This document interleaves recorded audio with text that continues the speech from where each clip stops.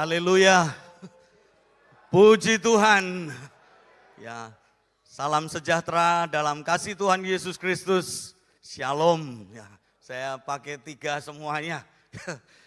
Haleluya adalah ciri khas Pantai Kosta, GPDI.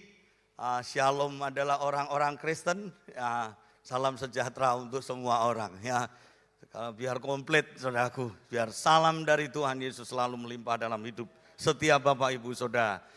Puji Tuhan, sangat bersyukur pada Tuhan. Terima kasih kepada Bapak Pendeta Yosminandar dan Ibu Gembala, Pak Gembala, Bapak Jeff juga yang telah memberi kepercayaan kepada kami, saya pribadi untuk melayani di tempat ini. Ya, suatu kehormatan yang sangat luar biasa saya bisa berada di tempat ini. Nama saya kenalkan dulu, tolong PPT-nya CV saya sedikit. Saya bernama Samuel Suwondo dan saya datang bersama dengan istri saya. Ada gambarnya tentang pribadi kami, keluarga saya. CV-nya dibawakan. Oke, saya mempunyai seorang istri. Bukan 3 istri, tapi 1 istri, 3 anak. Saya sudah punya 3 anak dan anak saya sudah besar-besar. Yang besar sudah menikah dan sudah punya 2 anak. Saya sudah punya 2 cucu, saya sudah jadi opa oma. Saya datang bersama istri saya, yaitu di sana Neti Sumarsono, orang Cirebon asli. Saya ganti namanya jadi Neti Suwondo ya. Karena ikut saya. Ya, saya punya 3 orang anak. Anak saya ada di Australia dua-duanya. Ya, mereka menikah di sana, 1 yang besar dan PR di sana saudaraku. Yang 1, yang kedua perempuan juga. Yang pertama namanya Amanda. Yang kedua namanya Joy, ya, dia juga ada di Australia, dia masih kuliah S2, ambil pendidikan. Dan yang 1 adalah pemain musik, dia main musik jazz, melayani di gereja. Yang kedua juga melayani di gereja, tapi dia juga sebagai child care, melayani, mengajar di child care di sana. Dan saudaraku yang ketiga dulunya di Australia juga, saya tarik balik pulang ke rumah, papa mama sendirian. Lalu akhirnya yang ketiga pulang dan sampai hari ini namanya Victorio, dia ada di rumah, di gereja membantu pelayanan kami. Ya saudaraku, dia sudah sekolah Alkitab, dia sekarang menempuh pendidikan teologi di STTI dan dia melayani di youth kaum muda untuk menjadi youth pastornya di sana. Terima kasih sekali lagi untuk kehormatan yang diberikan pada saya untuk melayani Tuhan. Ya saudaraku, saya sudah melayani kurang lebih 36 tahun menggembalakan jemaat. Terus di sana, tidak pernah pergi-pergi, ya kadang-kadang saja pergi, tetapi I stay in my ministry. Saya bertahan dalam pelayanan, lewat suka duka dan segala tantangan yang ada. Tadi saya lihat tim praise and worship-nya nyanyinya kok semangat sekali. Apa semalam karena makan sate kambing ya, saudara? Kok kelihatannya berkobar-kobar kena makan sate kambing. Saya sendiri makan sate kambingnya ya sedikit saudaraku, sebab saya punya tensi yang agak tinggi. Tapi puji Tuhan kalau masih bisa melayani Tuhan. Kirim hormat salam dari keluarga kami, keluarga besar jemaat GPDI Hagios Family di daerah Yogyakarta. Ya kalau sudah ke Jogja silahkan mampir, namanya di Kampung Internasional, International Village, Kampung Internasional, yaitu Kampung Sosrawijayan. Tempatnya turis di sana, turis lokal maupun turis mancanegara. Puji Tuhan, Ya saudaraku, karena tema bulan ini adalah tentang Roh Kudus, maka saya juga akan berbicara tentang Roh Kudus. Peran Roh Kudus dalam hidup orang percaya. Mari kita baca di dalam kitab Kisah Para Rasul pasal 1 ayat yang kelima. Kisah Para Rasul pasal 1 ayatnya yang kelima. Demikianlah firman Tuhan. Sebab Yohanes membaptis dengan air, tetapi tidak lama lagi kamu akan dibaptis dengan Roh Kudus. Saudaraku, setiap orang juga akan mengalami baptisan air, tetapi juga ada baptisan yaitu Roh Kudus. Tuhan ingin di bulan ini, yaitu nanti kalau ada kepenuhan Roh Kudus, supaya setiap orang juga mengalami kepenuhan Roh Kudus. Roh Kudus harus menjadi sentral dalam kehidupan setiap kita, orang percaya, apalagi orang gereja Pantekosta. Jangan sampai diganti dengan yang lainnya. Roh Kudus itu adalah menjadi sentral. Nah saudaraku, apa peran Roh Kudus dalam kehidupan orang percaya? Yang pertama saudaraku, Roh Kudus adalah sebagai pribadi yang selalu hadir. Roh Kudus adalah pribadi yang selalu hadir dalam kehidupan saudara. Yohanes 14 ayat 16 berkata demikian. Aku akan minta kepada Bapa dan Ia akan memberikan kepadamu seorang penolong yang lain, supaya Ia menyertai kamu selama-lamanya. A person, ever present person. Selalu hadir dalam hidup setiap saudara. Roh Kudus merupakan pribadi yang selalu hadir ketika kita menghadapi bahaya, ketika kita menghadapi masalah yang berat, pergumulan-pergumulan hidup, apalagi di saat-saat sulit seperti ini. Siapa yang menjadi andalan kita? Siapa yang menjadi teman kita? Hadapi sebuah tantangan, persoalan, masalah yang begitu kompleks. Ada janji Tuhan, aku akan minta kepada Bapa dan Ia akan memberikan kepadamu seorang penolong yang lain yang sama seperti Yesus, yaitu untuk menyertai kamu bukan kalau hari Minggu saja, bukan kalau hari Senin saja, bukan sebulan saja, bukan setahun, tetapi selama-lamanya. How long will you live? Berapa lama saudara hidup? Roh Kudus akan selalu menyertai hidup saudara. Roh Kudus adalah merupakan pribadi yang selalu hadir dalam kehidupan saudara dan saya. Bahkan Roma pasal 8 ayat 26 dia mengatakan bahwa roh itu membantu kita dalam setiap kelemahan kita. Dia ada bersama dengan saudara, dia menemani saudara. Di dalam Alkitab ada contoh tentang Petrus dan Yohanes di hadapan mahkamah agama. Mereka ditekan, mereka di pressure, mengalami tekanan untuk tidak memberitakan Injil, memberitakan Yesus Kristus. Tetapi mereka tetap mengatakan tentang Yesus Kristus sebagai juru selamat. Karena ada Roh Kudus yang menemani mereka. Paulus juga ketika menghadapi bahaya karam kapal, dia ada Roh Tuhan yang menyertai di dalam kehidupan Paulus. Saya teringat di gereja kami ya saudaraku, waktu saya dulu belum menjadi gembala. Saya anak gembala saudara, saya anak pendeta. Ayah saya adalah pendiri dari gereja itu. Dan saudaraku, di sebelah belakang gereja itu ada rumah penduduk. Dan yang menghuni adalah seorang pensiunan tentara. Waktu hujan lebat, ya gereja itu meluap airnya sampai membanjiri rumahnya dia. Rumahnya banjir kemasukan air. Dia pergi ke gereja cari yang ada di situ untuk ke rumahnya. Yang ada waktu itu saudaraku, seorang bapak-bapak yang pendek, kurus, kecil. Waduh, dia yang ditangkap, diseret di sana saudara. Dia bawa payung begini, payungnya diambil lalu dirobek-robek, dipatahin. Tidak usah pakai payung, rumah saya kebanjiran. Dia sudah dredeg gini, saudara. Lalu saya datang di sana. Dan saya datang juga ditempani oleh seorang pensiunan tentara.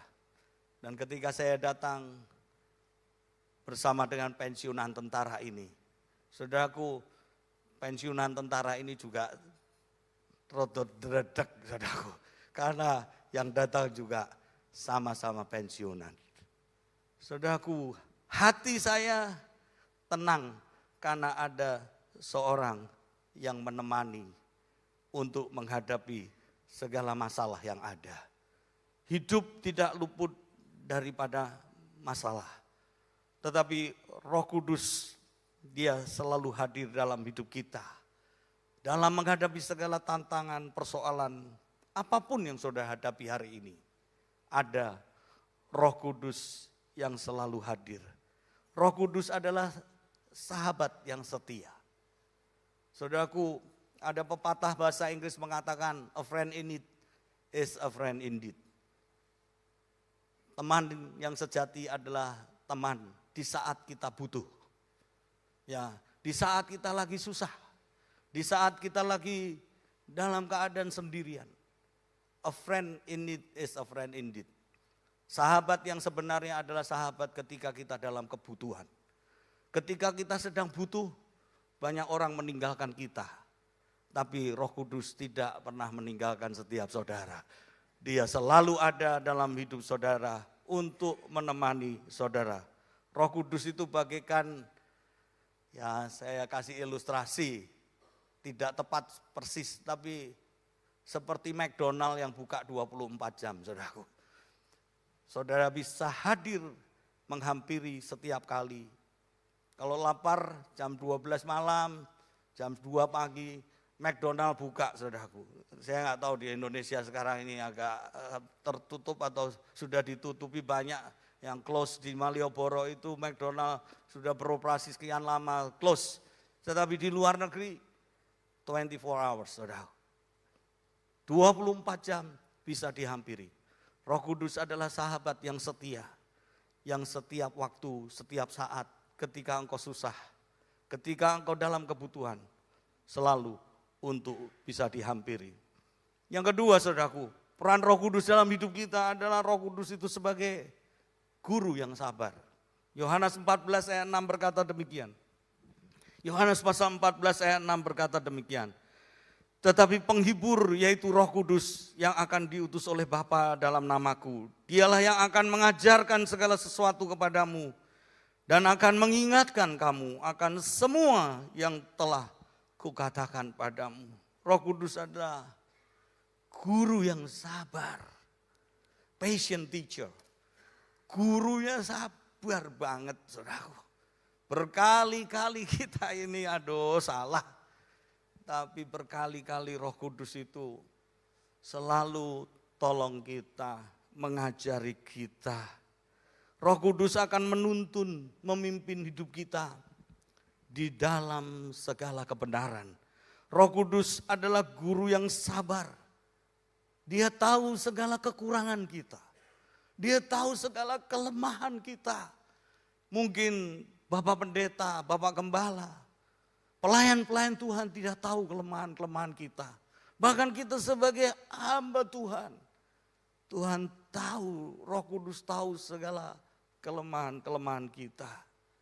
Dan Roh Kudus itu sabar sekali untuk, bahasa Jawanya itu dandani kita, metani kita, menolong kita untuk supaya kita ini terus menjadi seperti yang Dia inginkan. Saya pernah mengajar di pulau pengungsi, yaitu para pengungsi Vietnam. Background saya pendidik, saudaraku. Saya lulusan bahasa Inggris di IKIP Sanata Dharma. Nah, saya boleh kesempatan untuk mengajar di Pulau Galang, di daerah Tanjung Pinang, daerah Kepulauan Riau sana. Dan saya mengajar para pengungsi Vietnam di sana. Paling sulit mereka itu kalau mengatakan S. Ya saudaraku, kalau disuruh mengatakan S itu selalu tidak bisa. Ya misalnya suruh bilang rice, itu mereka nggak bisa rice, rai. S-nya hilang saudara. Rice, rai, selalu begitu. Kasih gambar S, rice, rai. Ya orang Jawa bilang raimu ya saudara. Rice, rai. Dia nggak bisa saudara. Sabar. Dikit-dikit untuk diajar mereka. Karena mereka petani. Ada yang bukan petani, ada pilot, ada dosen. Tapi juga ada petani, ada ibu-ibu rumah tangga, housewife. Nah kita mengajar secara pelan-pelan. Saudaraku, demikian juga dengan Roh Kudus. Dia mengajar hidup kita. Berapa kali kita buat salah. Berapa kali kita melakukan pelanggaran. Kalau Roh Kudus tidak sabar, kita dibuang saudara. Kita tidak digubris. Tetapi berkali-kali kita melakukan pelanggaran. Dalam kelemahan-kelemahan kita. Roh Kudus selalu menguatkan kita, menolong kita, ngajari kita supaya kita ayo bangkit lagi, ayo bangun lagi, ayo berjalan lagi. Bukankah Alkitab mengatakan orang benar bisa jatuh tapi dia tidak akan tergeletak, dia akan bangkit kembali. Siapa yang menopang kita? Kalau bukan Roh Kudus, dia yang menopang kita untuk terus langkah maju. Saudaraku, kalau kita dengar suara iblis, kita ingin give up, menyerah. Dan kita ingin tergeletak. Tapi kalau Roh Tuhan, dia adalah Roh yang memberikan kekuatan untuk mengajar kepada kita untuk terus berjalan dalam ketidaksempurnaan kita. Supaya menjadi sempurna sama seperti Tuhan Yesus Kristus. Tuhan Roh Kudus yang akan menolong saudara dan saya. Supaya kita bisa mengatasi segala kelemahan, segala kekurangan kita. Sampai satu hari kita boleh berkata bahwa kita menang terhadap segala kelemahan, kekurangan, kebiasaan-kebiasaan buruk kita. Supaya kita menjadi pribadi yang kuat, yang tangguh dalam Yesus Kristus Tuhan. Yang ketiga saudaraku, Roh Kudus adalah penghibur yang sejati. Yohanes 16 ayat 7 berkata demikian. Injil Yohanes 16 ayat 7. Namun benar yang kukatakan ini kepadamu adalah lebih berguna bagi kamu jika aku pergi. Sebab jikalau aku tidak pergi, penghibur itu tidak akan datang padamu. Tetapi jikalau aku pergi, aku akan mengutus dia kepadamu. Roh Kudus adalah penghibur yang sejati. The true comforter. Penghibur yang menghibur kala kita lagi susah, kala kita lagi gagal, kala kita lagi ditinggal orang, lagi hatinya merana, pedih, luka, susah. Saudaraku, Roh Kudus adalah penghibur yang sejati dalam kehidupan setiap orang. Dia diutus untuk menghibur saudara. Hiburan kita bukan Sri Mulat ya saudaraku. Kalau saudara senang Sri Mulat atau Cak Lontong, bukan. Penghiburan kita itu adalah karena Roh Kudus yang memberikan penghiburan, kekuatan dalam hidup kita. Saya dalam studi saya pernah gagal, saudara. Studi saya pernah ikut pendadaran. Semua sudah siap, 10 orang maju mau pendadaran. Saya urutan nomor 3, saudara. Waktu urutan nomor 3 kok dipanggilnya urutan pertama, saudara. Saya masuk ruang sidang, ada 3 dosen menguji saya. Lalu saya dinyatakan gagal. Belum ujian wis gagal. sudah semprot-semprot sini sana pakai minyak wangi, masuk dengan semangat. Waktu di hadapan 3 dosen dinyatakan saya sebagai plagiator, menjiplak tesisnya orang. Walah, kenapa di dalam bimbingan saya tidak diberitahu pada waktu itu kalau saya salah? Saya tidak salah, saya menulis apa yang saya lakukan sesuai dengan bimbingan dosen pembimbing. Tapi waktu di sidang dinyatakan fail, gagal. Masuk dengan semangat, balik dengan kayak ayam kalah perang gitu, kalah tarung. Waduh, lesu, menangis. Teman-teman nggak bisa nolong, susah hatinya. Karena dinyatakan gagal, dinyatakan tidak boleh ujian. Sudah tidak boleh ujian, diskorsing lagi. Nah, dianggap plagiator. Harus mengulang, diskorsing setengah tahun, baru setahun kemudian boleh ujian. Saudaraku, tapi ada Roh Kudus yang memberi kekuatan, yang menghibur, yang menemani. Setelah aku tahu semuanya, ternyata Tuhan itu punya maksud yang baik. Bahwa semuanya terjadi tidak secara kebetulan, tapi ada selalu maksud Tuhan. Di dalam setiap kegagalan ataupun kedukaan kita. All things work together for the good. Ya, semuanya itu mendatangkan kebaikan for the believers, bagi orang-orang yang percaya dan mengasihi Tuhan. Roh Kudus adalah penghibur yang sejati. Saya juga dulu pernah pacaran, saudaraku. Sebagai orang muda saya pernah pacaran. Saya pernah ngapeli orang datang ke rumahnya, ya saudaraku, sekalipun ditolak, ya nggak masalah, saudaraku. Tapi saya pernah senang sama seseorang. Saya pikir ini jodoh yang dari Tuhan. Tetapi ternyata apa yang kupikirkan dan kurencanakan tidak sesuai dengan rencanaku, saudara. Dia seorang guru sekolah minggu, dia ngajar, cinta Tuhan. Saya datang ke rumahnya setelah berkenalan cukup lama. Lalu saya nyatakan, nembak lah kalau orang sekarang katanya. Nembak, saya senang sama kamu, mau gak jadi pacarku? Ya, saya belikannya putu, saudaraku.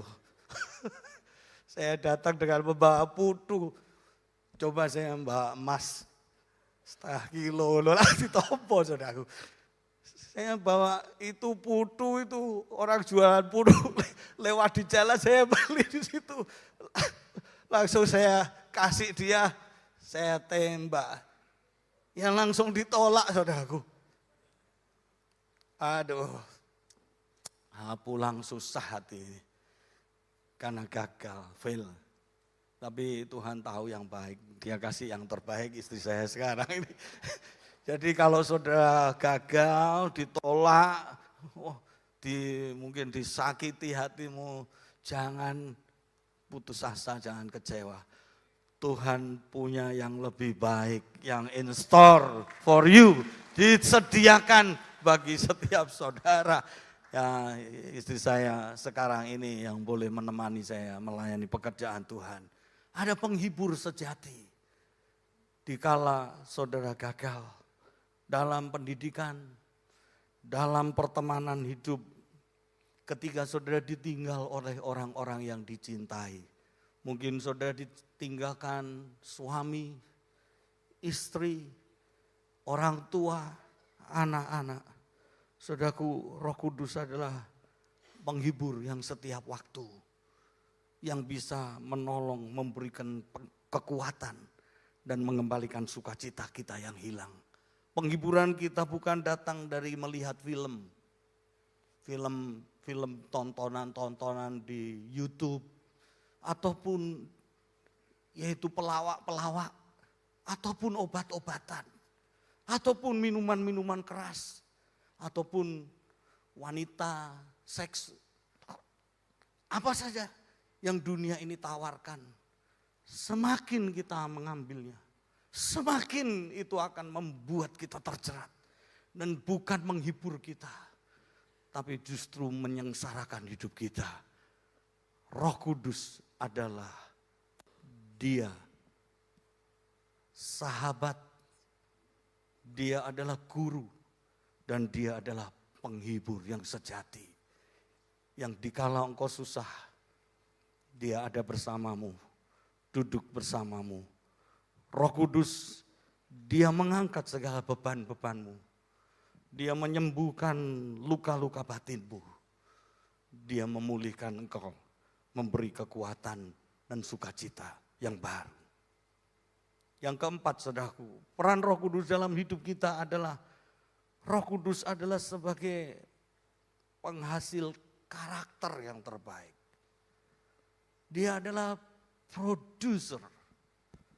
Dia adalah Roh Kudus itu memberikan karakter-karakter yang elok dalam hidup setiap orang yang percaya. Galatia pasal 5 ayat 22-23 berkata demikian. Tetapi buah roh ialah kasih, sukacita, damai sejahtera, kesabaran, kemurahan, kebaikan, kesetiaan, kelemah lembutan, dan penguasaan diri. Saudaraku, tidak ada hukum yang menentang hal itu. Semua yang baik. Kasih, damai sejahtera, sukacita, kesabaran, kemurahan, kebaikan, kesetiaan, kelemah lembutan, penguasaan diri. Ketika Roh Kudus ada dalam hidup kita, Dia akan memproduksi itu. Buah roh ialah kasih, sukacita, damai sejahtera. Roh Kudus itulah yang akan membuat kita menghasilkan karakter-karakter Kristus dalam hidup kita. Dia yang akan membuat karakter kita itu menjadi karakter yang excellent. Karakter kita menjadi karakter-karakter yang luar biasa, yang sangat elok, sangat indah. Dulunya suka maki-maki, menjadi lemah lembut. Ngomongnya enggak jadi seperti kebun binatang. Itulah peran Roh Kudus dalam hidup setiap orang percaya. Dia bukan hanya sekedar kuasa, tapi dia adalah pribadi yang lembut, yang akan menolong kita menghasilkan karakter-karakter yang ilahi dalam hidup saudara. Yang cepat marah akan dibuat jadi lemah lembut. Yang tidak sabaran akan dibuat menjadi orang yang sabar. Sabar itu artinya long suffering. Long suffering itu panjang menderitanya. Ngerasa ke suami ora bertobat-tobat itu long suffering, saudaraku. Penderitaannya panjang. Tapi itu akan tolong kita, Roh Kudus itu mempunyai produksi, menghasilkan karakter yang seperti Kristus Yesus. Jemaat yang dikasihi oleh Tuhan, ada istilah gigo. Gigo adalah bukan gigolo ya saudaraku, gigo. Gigo adalah garbage in, garbage out. Artinya kalau yang dimasukkan itu sampah, yang akan keluar juga sampah. Gigo juga artinya gold in, gold out. Kalau yang dimasukkan emas, yang akan keluar juga emas. Siapa yang dimasukkan dalam hidup saudara? Kalau saudara yang dimasukkan adalah tontonan-tontonan yang tidak benar. Saudara masukkan sampah dalam hidup saudara. Film-film yang tidak baik. Saudara akan keluar, akan film-film yang tidak baik. Maka tidak heran ada pemerkosaan, ada pelecehan seksual. Dokter saja bisa melakukan. Apa yang dimasukkan? Kalau saudara masukkan virus corona, mati saudara. Akan mati. Betapa banyak orang kena virus corona dan menyebabkan kematian. Saya tidak tahu di sini, di jemaat ada kurang lebih 50 meninggal. Saya pikir entek gitu jemaat itu. Tapi ya Tuhan luar biasa. Bukan entek tapi malah bertambah saudaraku. Itu adalah Tuhan yang ajaib. Saudaraku, kalau you masukkan virus akan menyebabkan kematian. Tapi kalau engkau memasukkan vaksin, ya saya nggak tahu saudara divaksin atau tidak. Sebab orang ada yang tidak berani divaksin karena takut dimasukin antikris. Antikris tidak usah masuk lewat vaksin, saudaraku. Bisa lewat segala macam cara. Ya, saudaraku, kalau saudara masukkan vaksin, maka akan membuat saudara kebal, sehat, dan kuat. Siapa yang saudara masukkan hari-hari ini? Menjelang hari Pentakosta, yang mana di akhir bulan Mei ini, ya di awal bulan Juni kita akan berdoa selama 10 hari. Carilah Tuhan, izinkan Roh Kudus memasuki, memenuhi hidup saudara. Supaya kita menjadi pribadi yang tangguh, yang kuat. Roh Kudus saya ibaratkan seperti air redoxon ya saudara. Yaitu kalau redoxon itu dimasukkan dalam air lalu kita minum. Dia memberikan kekuatan yang baru. Extra strength. Kekuatan yang lebih daripada yang kita miliki secara sendiri. Semakin Roh Kudus kita izinkan untuk memenuhi kehidupan kita, semakin karakter indah yang akan muncul dalam hidup saudara. Tes saudara akan berbeda. Tes itu cita rasa saudara akan berbeda. Keinginan saudara akan berbeda. Kalau dulu mungkin keinginan saudara itu untuk melakukan membenci, memusuhi orang. Tes saudara akan dirubah menjadi orang yang suka memaafkan orang, mengampuni orang. Dia akan memproduksi excellent karakter yang terbaik dalam hidup setiap saudara. Pagi hari ini firman Tuhan tidak saya panjangkan, tapi mari kita merenungkan firman Tuhan ini. Menjelang hari di mana kita akan duduk menantikan pencurahan Roh Kudus. Jadikan Roh Kudus itu sebagai sentral dalam hidup saudara. Yang berperan penting dalam hidup saudara. Biarlah Roh Kudus menjadi sahabat yang selalu hadir dalam hidup saudara. Pribadi yang selalu hadir dalam kehidupan saudara. Jadikan dia guru yang sabar. Yang akan menolong saudara. Membimbing saudara. Menuntun saudara di dalam seluruh kebenaran. Saya beritahu saudaraku, pepatah dunia ini mengatakan, experience is the best teacher. Itu salah saudaraku. Itu falsafah dunia. No, experience is not the best teacher. Pengalaman bukan guru yang terbaik. Kalau pengalaman guru yang terbaik, nanti kita bisa mencoba-coba yang dosa. Lalu kita berkata, oh ini pengalamanku yang jelek, menjadi guru yang terbaik. No, pengalaman bukan guru yang terbaik. Guru yang terbaik adalah Roh Kudus. Karena dia tidak pernah keliru. Dan dia akan membimbing kita dalam segala kebenaran. Saya dulu hampir jatuh karena falsafah. Experience is the best teacher. Saya pikir saya mau cari pengalaman sejelek-jeleknya. Supaya itu bisa menjadi pengalaman hidupku. Salah. Saya mau buat dosa yang sebanyak-banyaknya. Supaya jadi pengalaman hidupku. Untuk jadi kesaksian yang hebat. Salah. Roh Kudus adalah guru yang terbaik. Yang akan menuntun kita di jalan dan seluruh kebenaran kita. Dan yang ketiga, Roh Kudus adalah penghibur sejati. Jika pagi hari ini saudara sedang mengalami kedukaan, mungkin kerugian, mungkin usaha yang sedang mengalami kemerosotan, apapun yang menjadi pergumulan saudara, kesusahan hatimu, Roh Kudus tahu dan dia tidak pernah meninggalkan saudara. Dia sanggup menghibur, mengubah ratapanmu menjadi nyanyian sukacita. Dan yang keempat, Roh Kudus adalah produser, penghasil karakter yang terbaik. Kelemah lembutan, oh damai sejahtera. Orang suka padu, gak suka berkelahi, gak suka bertengkar.